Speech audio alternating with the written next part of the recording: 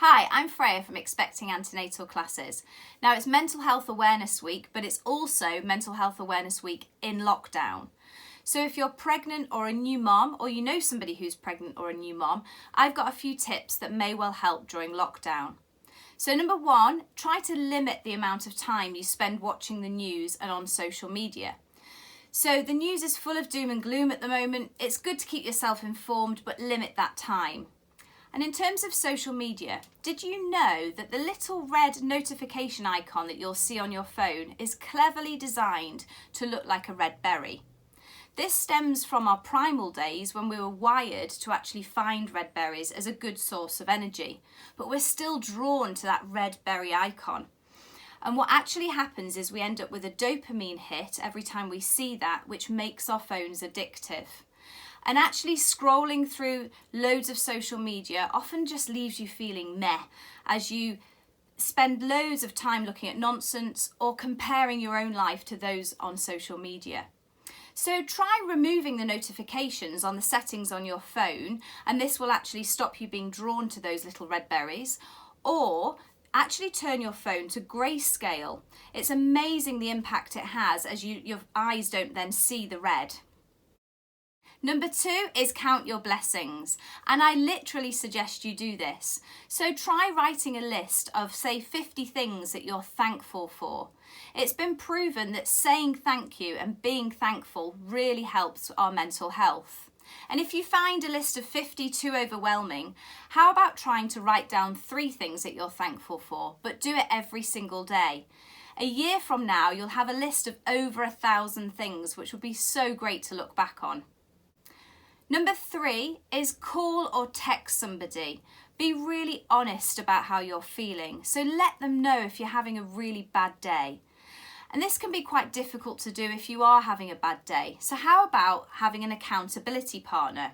What I mean by that is getting in touch with a friend and having an agreement that you'll get in touch every 2 or 3 days to see how each other are doing. It's really important to be honest about how you're feeling. And those of you who know somebody who's pregnant or know a new mom and you haven't heard from them for a while, give them a text, give them a call. And if they don't get back to you, be suspicious. Number 4 is get the basics right. Now this can be really tricky to do when you're feeling low, but even taking some baby steps towards eating better, healthier food, drinking more water and exercising. Now we're no longer restricted to exercise once a day, so take advantage of this.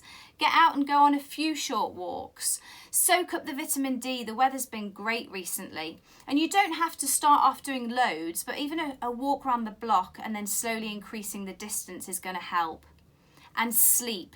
Now, I recognise that pregnancy insomnia is a thing, and anyone who tells you it's your body's way of preparing you for when the baby arrives, I think that's nonsense. How is lack of sleep preparing you for more lack of sleep?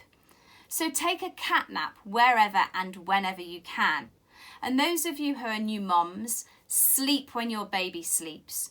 You need to do this at least once a day, preferably more often. It's really important that you do. Now you can also apply this principle to general household chores. Do the washing up when the baby does the washing up, if only. And those of you who have got older children, you could try dressing them up as a house elf. They'll love it. Help with all the chores. Number 5 is get dressed. It can be really tempting to just lounge around in your pajamas all day, but that's actually not going to help.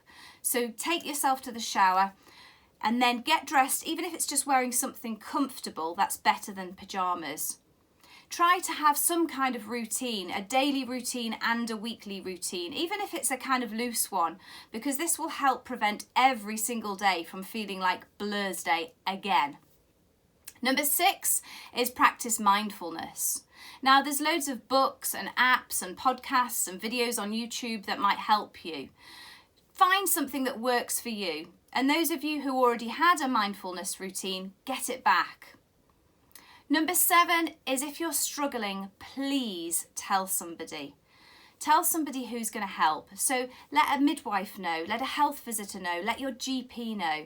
And if they're not listening or you don't feel like you're being heard, ask to speak to a different midwife or a different health visitor or a different GP.